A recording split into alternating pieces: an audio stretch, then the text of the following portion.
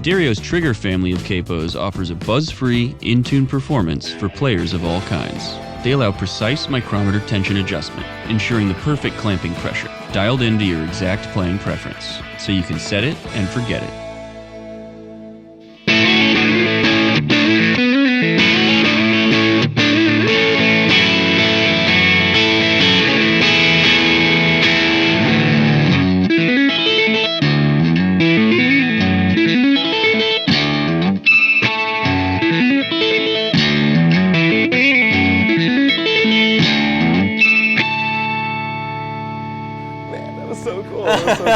Hey, what's up, guys? This is Perry with Premier Guitar here in Nashville, Tennessee at the Exit Inn with math rock super guru over here, Dylan Mattheisen of Tiny Moving Parts. Dude, so stoked we could do this. Dude, yeah. Before we talk any more gear, you guys are watching this, so just go ahead and subscribe. You get all kinds of other free content and awesome rig rundowns, riff rundowns, and you can stay, apprised of all our giveaways. We do a lot of cool giveaways, like, what is it, Secret Stocking? Mystery stocking, which is an awesome thing. You guys should all sign up for it. Anyway, here we are with Dylan. Dude, so pleasure to meet you. Yeah. Huge pleasure to meet you and to be able to do this. This rules, man. Thanks for having me. This is awesome. Yeah, I'm stoked, man.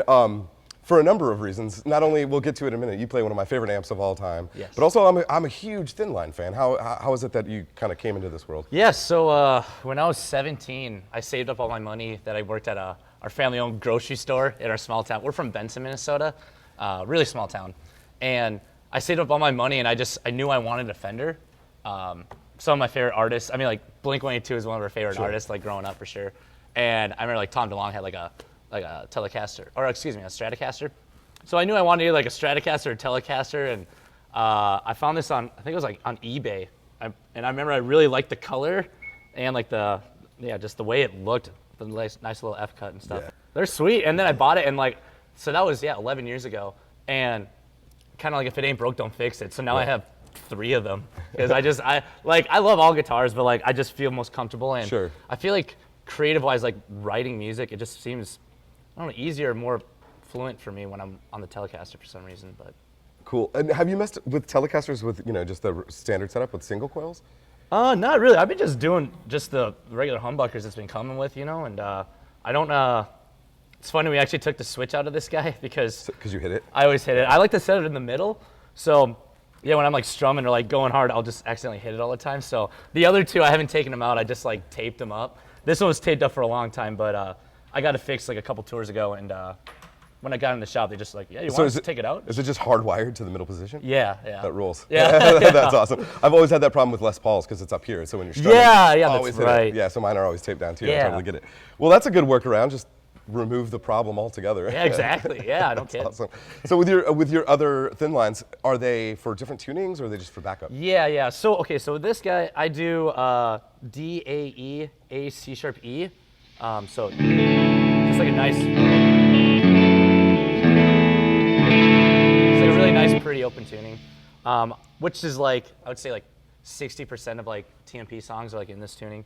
But yeah, the other 2 I use, just regular drop D, and then just drop C sharp, even though they're pretty similar. But it's kind of like the regular, just the natural wood one. It's kind of like my backup, but I still like play some songs in it. So just a couple. So.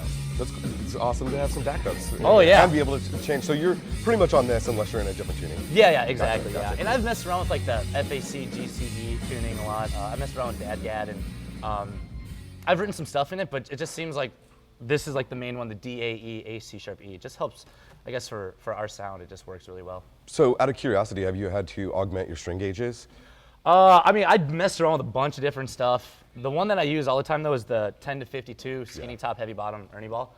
And yeah, it's just most comfortable, and I feel like for this tuning at least particularly just works really well because it got like the low end that like keeps it like kind of like heavy, but then also the easy high. I don't know, it just works really well. So out of curiosity, before we go any further, like how did you get into, you have a pretty unique style of playing. Were you like really into American football when you were a kid or something? Or? It's funny because like when I started messing around with open tunings, then I heard of American football, like, oh, you guys sound like American football, or like all these like emo bands with like open tunings. I'm like, oh, so I started listening. I'm like, oh, they're sick. Like they're definitely cool bands.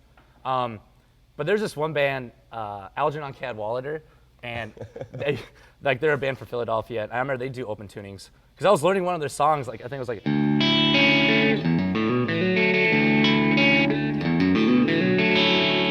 I remember I just really liked the intro, and I was like, what is that? That's not standard tuning. It can't be. And then I looked it up, and it was that tuning, and then I just kind of messed with it and stuck with it. Kind of, yeah. Rules. I mean, it definitely works, man. Yeah. Too cool.